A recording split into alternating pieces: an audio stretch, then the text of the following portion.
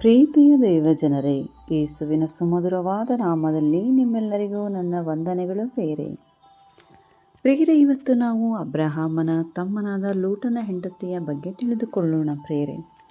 ಹಾಗಾದರೆ ನೀವು ಇದೇ ಮೊದಲ ಸಾರಿ ಈ ವಿಡಿಯೋವನ್ನು ನೋಡುವುದಾದರೆ ಸಬ್ಸ್ಕ್ರೈಬ್ ಮಾಡುವುದನ್ನು ಮರೆಯಬೇಡಿ, ಬೆಲ್ ಬಟನನ್ನು ಪ್ರೆಸ್ ಮಾಡಿಕೊಳ್ಳಿ. ಬನ್ನಿ ಪ್ರಿಯರೇ, ವಿಡಿಯೋವನ್ನು ಸ್ಟಾರ್ಟ್ ಮಾಡೋಣ. ಪ್ರಿಯರೇ, ಲೂಕ 17:32 ಬರೆಯಲ್ಪಟ್ಟಿದೆ. ಪ್ರಭು ಯೇಸು ಹೀಗೆ ಹೇಳಿದ್ದಾರೆ, ಲೂಟನ ಹೆಂಡತಿಯನ್ನು ನೆನಪಿಗೆ ತಂದುಕೊಳ್ಳಿ ಎಂದು. ಯಾಕೆ ಹೀಗೆ ಹೇಳಿದ್ದಾರೆ ಎಂದು ನೋಡೋಣ ಪ್ರಿಯರೇ. ಲೂಟನ ಹೆಂಡತಿಯ ಬಗ್ಗೆ ಜಾಸ್ತಿ ಏನೂ ವಿಷಯವಿಲ್ಲ, ಆದರೆ ಅಬ್ರಹಾಮನ ತಮ್ಮನ ಹೆಂಡತಿಯಾಗಿದ್ದಳು. ಹಾಗೂ ಸರ್ವಶಕ್ತ ದೇವರು ಅಬ್ರಹಾಮನಿಗೆ ಕರೆದರು. ಆಗ ಲೂಟ ಅವನ ಹೆಂಡತಿಯು ಅವರ ಜೊತೆಯಲ್ಲೇ ಇದ್ದರು. ಹಾಗೂ ಲೂಟನ ಹೆಂಡತಿ ಅಬ್ರಹಾಮನು ಸರ್ವೇಶ್ವರನ ಮೇಲೆ ಇಟ್ಟಿರುವಂತಹ ನಂಬಿಕೆಯನ್ನು ನೋಡಿದ್ದಳು. ಹಾಗೂ ತುಂಬ ಸಮಯ ಅಬ್ರಹಾಮನ ಜೊತೆಯಲ್ಲೇ ಇದ್ದರೂ ಕೂಡ ಲೂಟ ಹಾಗೂ ಲೂಟನ ಹೆಂಡತಿ ಸರ್ವೇಶ್ವರನು ಅದ್ಭುತ ಮಾಡಿರುವುದನ್ನು ಕೂಡ ನೋಡಿರಬಹುದು. ಹಾಗೂ ಲೂಟನ ಹೆಂಡತಿಗೆ ಅಬ್ರಹಾಮನು ದೇವರಲ್ಲಿ ಯಾವ ರೀತಿ ಭಯಭಕ್ತಿಯಿಂದ ಇದ್ದರು ಎಂದು ನೋಡಿರಬಹುದು ಪ್ರಿಯರೇ. ಆಗ ಅವರ ಜೊತೆಯಲ್ಲಿಯೇ ಲೂಟನ ಹೆಂಡತಿಯು ಕೂಡ ಜೊತೆಯಲ್ಲಿ ಇರುವುದಕ್ಕೆ ಅವಕಾಶವೂ ಕೂಡ ಸಿಕ್ಕಿತು. ಆದರೂ ಲೂಟನ ಹೆಂಡತಿ ಸರ್ವೇಶ್ವರನಿಂದ ದೂರವಿದ್ದಳು. ನಮಗೆ ಗೊತ್ತಿತ್ತು ಪ್ರಿಯರೇ, ಲೂಟನು ಅಬ್ರಹಾಮನು ಬೇರೆ ಬೇರೆಯಾದರು. ಆಗ ಲೂಟನು ಸೋದಮ್ ಗೋಮೋರ ಪಟ್ಟಣಗಳನ್ನು ವಾಸ ಮಾಡುವುದಕ್ಕಾಗಿ ಆರಿಸಿಕೊಂಡನು. ಹಾಗೂ ಅಲ್ಲಿಗೆ ಹೋಗಿ ಸಿಕ್ಕಿಕೊಂಡನು ಪ್ರಿಯರೇ. ನಾವು ಸೋದಮ್ ಗೋಮೋರ ಪಟ್ಟಣಗಳನ್ನು ನೋಡುತ್ತೇವೆ. ಬೈಬಲ್ ನಮಗೆ ಈ ರೀತಿಯಾಗಿ ತಿಳಿಸುತ್ತದೆ, ಸೋದಮ್ ಗೋಮೋರ ಪಟ್ಟಣದಲ್ಲಿ ವಾಸ ಮಾಡುವ ಜನರು ಸರ್ವೇಶ್ವರನಿಗೆ ಇಷ್ಟವಿಲ್ಲದ ಕೆಲಸವನ್ನೇ ಮಾಡುತ್ತಿದ್ದರು, ಪಾಪದ ಮೇಲೆ ಪಾಪವನ್ನೇ ಮಾಡಿಕೊಂಡಿದ್ದರು.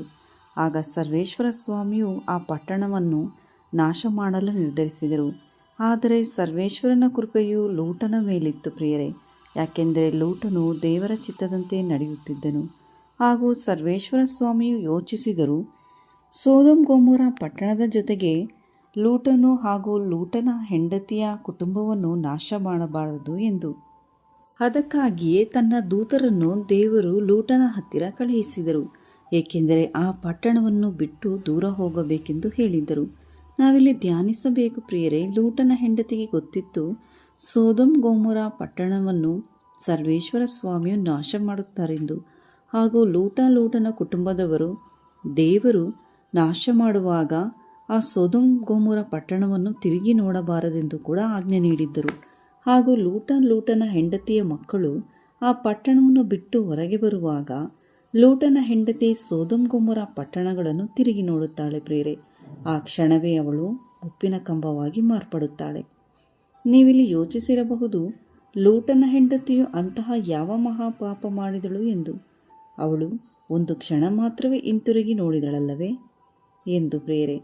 ನಾವು ಧ್ಯಾನಿಸಬೇಕು ಪ್ರಿಯರೇ, ದೇವರು ಅವಳಿಗೆ ಆಜ್ಞೆ ಮಾಡಿದರೂ ಹಿಂದೆ ಮಾತ್ರ ತಿರುಗಿ ನೋಡಬಾರದೆಂದು. ಆದರೆ ಅವಳು ದೇವರ ಮಾತನ್ನು ಮೀರಿ ಹಿಂದೆ ನೋಡಿದ ನಿಮಿತ್ತ ಉಪ್ಪಿನ ಕಂಬವಾಗಿ ಮಾರ್ಪಡುತ್ತಾಳೆ. ಪ್ರಭು ಯೇಸು ಕೂಡ ಈ ಲೋಕ ಹೇಗೆ ಅಂತ್ಯವಾಗುತ್ತದೆಂದು ಅವರು ಶಿಷ್ಯರ ಹತ್ತಿರ ಹೇಳುತ್ತಿದ್ದರು. ಪ್ರಭು ಯೇಸು ಎರಡನೆಯ ಬರೋಣದರೊಳಗಾಗಿ ಏನೆಲ್ಲ ಸಂಭವಿಸುವುದೆಂದು ತಿಳಿಸುತ್ತಿದ್ದರು ಪ್ರಿಯರೇ. ಹಾಗೂ ಪ್ರಭು ಯೇಸು ಲೂಟನ ಹೆಂಡತಿಯ ಉದಾಹರಣೆಯಾಗಿ ಮೊದಲು ಅವರು ಇದನ್ನು ಹೇಳುತ್ತಿದ್ದರು.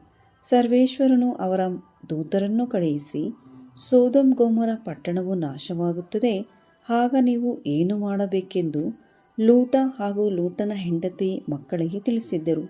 ಇದೇ ರೀತಿ ಪ್ರಿಯರೇ, ಸರ್ವೇಶ್ವರ ಸ್ವಾಮಿಯು ಕೂಡ ನಮಗೆ ಅಂತ್ಯದ ಬಗ್ಗೆ ಬೈಬಲ್ ಮೂಲಕ ಪ್ರಭು ಯೇಸು ಬರುವುದಕ್ಕಿಂತ ಮುಂಚೆ ಹಾಗೂ ಬಂದ ಮೇಲೆ ಏನೆಲ್ಲ ಆಗುತ್ತದೆ ಎಂದು ತಿಳಿಸಿದ್ದರು. ಸರ್ವೇಶ್ವರ ಸ್ವಾಮಿ ಯಾವುದನ್ನು ಮುಚ್ಚಿಟ್ಟಿಲ್ಲ ಪ್ರಿಯರೇ. ಆದರೆ ಪ್ರಭು ಯೇಸು ಯಾವ ಸಮಯದಲ್ಲಿ ಬರುತ್ತಾರೆಂದು ಹೇಳಲಿಲ್ಲ ಪ್ರಿಯರೇ. ಆದರೆ ಪ್ರಭು ಯೇಸು ಈ ಲೋಕದಲ್ಲಿ ಎರಡನೆಯ ಬರೋಣದ ಸರಿಯಾದ ಸಮಯವನ್ನು ಸರ್ವಶಕ್ತ ದೇವರಿಗೆ ಮಾತ್ರವೇ ತಿಳಿದಿದೆ ಪ್ರಿಯರೇ. ಹೇಗೆ ಲೂಟನ ಹೆಂಡತಿಗೆ ಹೇಳಿದ್ದರೋ ಹಾಗೆ ನಮಗೂ ಕೂಡ ಹೇಳಿದ್ದಾರೆ. ನಾವು ಕೂಡ ದೇವರ ವಾಕ್ಯದ ನಿಮಿತ್ತ ಸರಿಯಾಗಿ ನಡೆದು ದೇವರಲ್ಲಿ ಆಶೀರ್ವಾದವನ್ನು ಹೊಂದಿಕೊಳ್ಳಬೇಕು. ಬದಲಾಗಿ ಲೂಟನ ಹೆಂಡತಿಯಂತೆ ನಾಶವಾಗಬಾರದೆಂದು. ಹಾಗೂ ನಾವು ದೇವರ ವಾಕ್ಯದಂತೆ ನಡೆಯದೆ ಹೋದರೆ ನಾವು ಲೂಟನ ಹೆಂಡತಿಯಂತೆ ನಾಶವಾಗುತ್ತೇವೆ ಪ್ರಿಯರೇ. ಲೂಟನ ಹೆಂಡತಿ ಸೋದಮ್ ಗೋಮೋರ ಪಟ್ಟಣವೇನೋ ಬಿಟ್ಟು ಬಂದಿದ್ದಳು ಪ್ರಿಯರೇ, ಆದರೆ ಅವಳು ಮನಸ್ಸು ಆ ಪಟ್ಟಣದ ಮೇಲೆಯೇ ಇತ್ತು. ನಾವಿಲ್ಲಿ ಧ್ಯಾನಿಸಬೇಕು ಪ್ರಿಯರೇ. ಅಬ್ರಹಾಮನ ಜೊತೆ ಇರುವಾಗ ಲೂಟನಿಗೆ ತುಂಬ ಧನ ಸಂಪತ್ತು ಆಶೀರ್ವಾದದಿಂದ ಇದ್ದನು. ಆದರೆ ಸರ್ವೇಶ್ವರ ಸ್ವಾಮಿಯು ಆ ಪಟ್ಟಣವನ್ನು ಬಿಟ್ಟು ಬರುವುದಕ್ಕೆ ಆಜ್ಞೆ ಮಾಡಿದ್ದರು. ಆದರೆ ಲೂಟನ ಹೆಂಡತಿ ಆ ಎಲ್ಲ ಸಂಪತ್ತುಗಳನ್ನು ಬಿಟ್ಟು ಬರುವುದಕ್ಕೆ ಮನಸ್ಸಿರಲಿಲ್ಲ. ಮತ್ತೆ ಅವಳು ಬಿಟ್ಟು ಬಂದಿರುವ ಎಲ್ಲವನ್ನೂ ಮತ್ತೆ ತಿರುಗಿ ನೋಡುತ್ತಾಳೆ. ಯಾಕೆಂದರೆ ಲೋಕದಲ್ಲಿರುವಂತಹವುಗಳನ್ನು ಲೂಟನ ಹೆಂಡತಿ ತುಂಬ ಪ್ರೀತಿಸುತ್ತಿದ್ದಳು, ದೇವರನ್ನಲ್ಲ. ಅವಳಿಗೆ ಬಿಟ್ಟು ಬಂದಿರುವ ವಸ್ತುಗಳ ಮೇಲೆಯೇ ಮನಸ್ಸಿತ್ತು ಪ್ರಿಯರೇ. ಹಾಗೂ ಯಾವ ವಸ್ತುಗಳನ್ನು ಬಿಟ್ಟು ಬಂದಿದ್ದಳೋ ಆ ವಸ್ತುವಿನ ಮೇಲೆ ಮನಸ್ಸಿತ್ತು. ನಮ್ಮನ್ನು ಸರ್ವೇಶ್ವರ ಸ್ವಾಮಿಯು ದೇವರ ವಾಕ್ಯದಂತೆ ನಡೆದು ಪರಿಶುದ್ಧವಾದ ಜೀವನವನ್ನು ನಡೆಸಬೇಕೆಂದೇ ಅಲ್ಲಿಂದ ನಮ್ಮನ್ನು ಬೇರೆ ಮಾಡಿದರು. ಹಾಗೂ ಸರ್ವಶಕ್ತ ದೇವರು ನಮ್ಮನ್ನು ಅವರ ಒಬ್ಬನೇ ಮಗನಾದ ಯೇಸುವಿನ ರಕ್ತದಿಂದ ತೊಳೆದು ನಮ್ಮನ್ನು ಗಂಡು ಹೆಣ್ಣಾಗಿಯೂ ರೂಪಿಸಿದರು. ಹಾಗೂ ಯೇಸು ಎರಡನೆಯ ಬರೋಣದರೊಳಗಾಗಿ ದೇವರು ಹೇಳಿದ ಎಲ್ಲ ಕೆಲಸವನ್ನು ಮಾಡಲಿಕ್ಕೆ ಹೇಳಿದ್ದಾರೆ. ಆದರೆ ಪ್ರಿಯರೇ, ಆ ಕೆಲಸವನ್ನು ಮಾಡುವುದಕ್ಕೆ ಬದಲಾಗಿ ನಮ್ಮ ಕುಟುಂಬದಲ್ಲಿಯೇ ಮುಳುಗಿಬಿಡುತ್ತೇವೆ. ಪ್ರಿಯರೇ, ನೀವು ಆತ್ಮಿಕವಾಗಿದ್ದರೆ ದೇವರ ರಾಜ್ಯದ ಕುರಿತು ಯೋಚಿಸುತ್ತೀರಾ, ಇಲ್ಲವೆಂದರೆ ಕುಟುಂಬದ ಕುರಿತೇ ಯೋಚಿಸುತ್ತೀರಾ? ಪ್ರಿಯರೇ, ನೀವು ಆತ್ಮಿಕವಾಗಿದ್ದರೆ ದೇವರ ಕೆಲಸವನ್ನು ಮಾಡುವಿರಿ. ಯೋಹಾನ 14:15 ನೋಡುತ್ತೇವೆ, ನೀವು ನನ್ನನ್ನು ಪ್ರೀತಿಸುವವರಾದರೆ ನನ್ನ ಆಜ್ಞೆಗಳನ್ನು ಕೈಗೊಂಡು ನಡೆಯುವಿರಿ. ಹೌದು ಪ್ರಿಯರೇ, ನಾವು ಪ್ರಭು ಯೇಸುವನ್ನು ಎಷ್ಟು ಪ್ರೀತಿಸುತ್ತೇವೋ ಆಗ ಅವರ ಕಾರ್ಯವನ್ನು ಮಾಡಲು ಸಿದ್ಧರಿರುತ್ತೇವೆ. ಆದರೆ ಪ್ರಿಯರೇ, ಲೂಟನ ಹೆಂಡತಿ ಲೋಕದಲ್ಲಿರುವ ವಸ್ತುಗಳ ಮೇಲೆಯೇ ತುಂಬ ಆಸೆ ಇಟ್ಟಿದ್ದಳು. ಹಾಗೆಯೇ ಲೂಟನ ಹೆಂಡತಿ ಸೋದಮ್ ಗೋಮೋರ ಪಟ್ಟಣವನ್ನು ಬಿಟ್ಟು ದೂರ ಬಂದಿದ್ದಳು. ಆದರೆ ಅವಳ ಮನಸ್ಸು ಮಾತ್ರ ಅಲ್ಲಿಯೇ ಇತ್ತು ಪ್ರಿಯರೇ. ಅವಳ ನೆನಪು ಬಿಟ್ಟು ಬಂದ ವಸ್ತುಗಳ ಮೇಲೆಯೇ ಇತ್ತು. ಈ ಮಾತನ್ನು ಯಾವಾಗಲೂ ನೆನಪಿಸಿಕೊಳ್ಳಬೇಕು.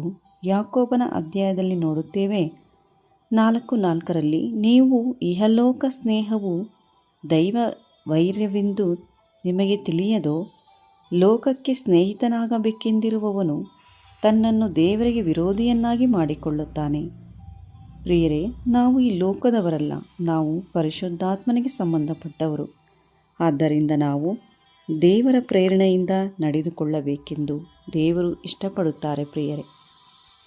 ಆದರೆ ಲೂಟನ ಹೆಂಡತಿಗೆ ಈ ಲೋಕದಲ್ಲಿರುವ ಆಸೆ ಅವಳ ಮನಸ್ಸಿನಿಂದ ಹೊರಗೆ ಹೋಗಿರಲಿಲ್ಲ. ಬದಲಾಗಿ ಅವಳ ಮನಸ್ಸಿನಲ್ಲಿ ಈ ಲೋಕದ ಅಭಿಲಾಷೆಗಳು ನೆರೆದಿತ್ತು. ಆದರೆ ಸೋದಮ್ ಗೋಮೋರ ಪಟ್ಟಣವನ್ನು ಬಿಟ್ಟು ಬರುತ್ತಾಳೆ. ಯಾಕೆಂದರೆ ಲೂಟ ಹಾಗೂ ಲೂಟನ ಮಕ್ಕಳು ಅಲ್ಲಿಂದ ಬಿಟ್ಟು ಬಂದಿರುತ್ತಾರೆ. ಅದಕ್ಕಾಗಿ ಮಾತ್ರ ಲೂಟನ ಹೆಂಡತಿ ಬಿಟ್ಟು ಬಂದಿರುತ್ತಾಳೆ. ಆದರೆ ನೀವು ಚರ್ಚಿಗೆ ಏನೋ ಹೋಗುತ್ತೀರಿ, ಏಕೆಂದರೆ ನಿಮ್ಮ ಕುಟುಂಬದವರು ಚರ್ಚಿಗೆ ಹೋಗುತ್ತಾರೆ. ಆದ ಕಾರಣ ನೀವು ಚರ್ಚಿಗೆ ಹೋಗುತ್ತೀರಿ. ಹಾಗೂ ನೀವು ಪ್ರಾರ್ಥನೆ ಮಾಡುತ್ತೀರಾ, ಏಕೆಂದರೆ ನಿಮ್ಮ ಕುಟುಂಬದವರು ಪ್ರಾರ್ಥನೆ ಮಾಡುವಾಗ ನೀವು ಕುಳಿತುಕೊಳ್ಳುತ್ತೀರಾ.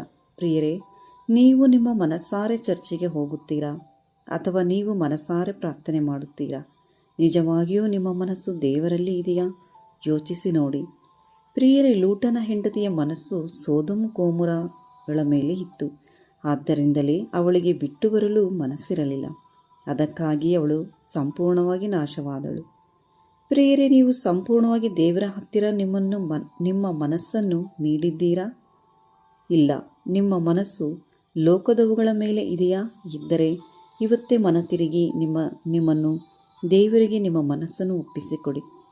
ಪ್ರಿಯರೇ, ನಾವು ದೇವರ ವಾಕ್ಯದಲ್ಲಿ ನೋಡುತ್ತೇವೆ 1 ಯೋಹಾನ 4:17 ನ್ಯಾಯ ತೀರ್ಪಿನ ದಿನದಲ್ಲಿ ನಮಗಿರುವ ಧೈರ್ಯದಲ್ಲಿಯೇ ಆತನ ಪ್ರೀತಿಯು ನಮ್ಮೊಳಗೆ ಸಿದ್ಧಿಗೆ ಬಂದಿತ್ತು ಎಂದು.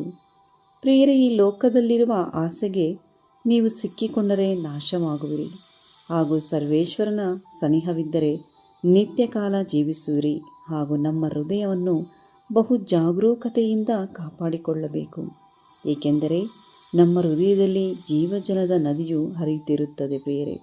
ಏಕೆಂದರೆ ಸರ್ವೇಶ್ವರನೇ ನಿತ್ಯನಾದ ರಾಜಾದಿರಾಜನು. ಪ್ರಿಯರೇ, ನಾವು ಈ ಲೋಕದವುಗಳ ಮೇಲೆ ಅಧಿಕವಾಗಿ ಆಸೆ ಪಡದಂತೆ ಪರಲೋಕದವುಗಳ ಮೇಲೆ ನಾವು ಮನಸ್ಸಿಡಬೇಕು ಪ್ರಿಯರೇ. ಯೇಸು ಲೂಟನ ಹೆಂಡತಿಯನ್ನು ನಮಗೆ ಉದಾಹರಣೆಯಾಗಿ ಇದರ ಮೂಲಕ ನಮಗೆ ತಿಳಿಯಪಡಿಸಿರುವ ವಿಷಯವೇನೆಂದರೆ, ಯಾರಾದರೂ ತನ್ನ ಜೀವವನ್ನು ಉಳಿಸಿಕೊಳ್ಳುವುದಕ್ಕೆ ಪ್ರಯತ್ನಿಸಿದರೆ ಅವನು ಆ ಜೀವವನ್ನು ಕಳೆದುಕೊಳ್ಳುವನು ಅಂದರು. ಲೂಕ 17:28 ನೋಡುತ್ತೇವೆ. ಹಾಗೂ ಲೂಟನ ದಿವಸಗಳಲ್ಲಿ ನಡೆದ ಪ್ರಕಾರ ನಡೆಯುವುದು. ಅವರು ಊಟ ಮಾಡುತ್ತಿದ್ದರು, ಕುಡಿಯುತ್ತಿದ್ದರು, ಕೊಳ್ಳುತ್ತಿದ್ದರು, ಮಾರುತ್ತಿದ್ದರು, ನೆಡುತ್ತಿದ್ದರು, ಕಟ್ಟುತ್ತಿದ್ದರು. ಆದರೆ ಲೂಟ ಸೊದೋಮ್ ಊರನ್ನು ಬಿಟ್ಟು ಹೋದ ದಿವಸದಲ್ಲಿ ಆಕಾಶದಿಂದ ಬೆಂಕಿ ಗಂಧಕಗಳು ಸುರಿದು ಅವರೆಲ್ಲರೂ ನಾಶ ಮಾಡಿದವು. ಮನುಷ್ಯ ಕುಮಾರನು ಪ್ರತ್ಯಕ್ಷವಾಗುವ ದಿವಸಗಳಲ್ಲಿಯೂ ಕೂಡ ಅದೇ ರೀತಿಯಾಗಿ ಇರುವುದು. ಆ ದಿನದಲ್ಲಿ ಮಾಳಿಗೆ ಮೇಲೆ ಇರುವವನು ಮನೆಯೊಳಗಿರುವ ತನ್ನ ವಸ್ತುಗಳನ್ನು ತೆಗೆದುಕೊಳ್ಳುವುದಕ್ಕೆ ಇಳಿದು ಬರಬಾರದು. ಅದೇ ಪ್ರಕಾರ ಹೊಲದಿರಲಿರುವವನು ಸಹ ಹಿಂದಿರುಗಿ ಹೋಗಬಾರದು ಎಂದು ಪ್ರಭು ಯೇಸು ಹೇಳಿದ್ದಾರೆ. ಯಾರು ಸರ್ವಶಕ್ತ ದೇವರಲ್ಲಿ ಕೊನೆಯ ತನಕ ನಂಬಿಕೆ ಇಟ್ಟಿದ್ದಾರೋ ಅವರೇ ಸ್ವರ್ಗ ಸಾಮ್ರಾಜ್ಯದಲ್ಲಿ ಭಾಗಿಯಾಗುವರು. ಇಲ್ಲದಿದ್ದರೆ ಈ ಕಷ್ಟ ಸಂಕಷ್ಟಗಳಿಗೆ ಪ್ರಭು ಯೇಸುವಿನ ನಿಮಿತ್ತ ಸಹಿಸಿಕೊಳ್ಳುತ್ತಾರೋ ಅವರಿಗೆ ಜೀವವೆಂಬ ಜಯಮಾಲೆಯನ್ನು ದೇವರು ನೀಡುವರು. ಇಲ್ಲದಿದ್ದರೆ ಲೂಟನ ಹೆಂಡತಿಯಂತೆ ಲೋಕದವುಗಳ ಮೇಲೆ ಆಸೆ ಇಟ್ಟು ಆ ಎಲ್ಲ ವಸ್ತುಗಳ ಮೇಲೆಯೇ ದೇವರಿಗೆ ಮೊದಲನೆಯ ಸ್ಥಾನವನ್ನು ಕೊಡದೆ ಲೋಕದವುಗಳ ಮೇಲೆಯೇ ನಾವು ಮನಸ್ಸಿಟ್ಟರೆ, ಅದರ ಮೇಲೆಯೇ ವ್ಯಾಮೋಹವನ್ನು ಇಟ್ಟುಕೊಂಡಿದ್ದರೆ ನಾವು ಖಂಡಿತ ಜೀವಿಸಲಾರವು ಪ್ರಿಯರೇ. ನಮ್ಮ ಆತ್ಮವು ನಷ್ಟವಾಗುವುದು. ಲೂಟನ ಹೆಂಡತಿಯ ಹಾಗೆ ನಾಶವಾಗಿ ಹೋಗುವರು ಪ್ರಿಯರೇ. ಹಾಗಾದರೆ ಪ್ರಿಯರೇ, ಲೂಟನ ಹೆಂಡತಿಯ ಕಥೆಯ ಬಗ್ಗೆ ನಿಮಗೆ ಅರ್ಥವಾದಲ್ಲಿ ಒಂದು ಲೈಕ್ ಕೊಟ್ಟು ಶೇರ್ ಮಾಡಿ, ಸಬ್ಸ್ಕ್ರೈಬ್ ಮಾಡುವುದನ್ನು ಮರೆಯಬೇಡಿ. ಪರಿಶುದ್ಧಾತ್ಮರು ನಿಮ್ಮನ್ನು ನಿಮ್ಮ ಕುಟುಂಬದ ಎಲ್ಲರನ್ನೂ ಆಶೀರ್ವದಿಸಲಿ. ಆಮೇನ್.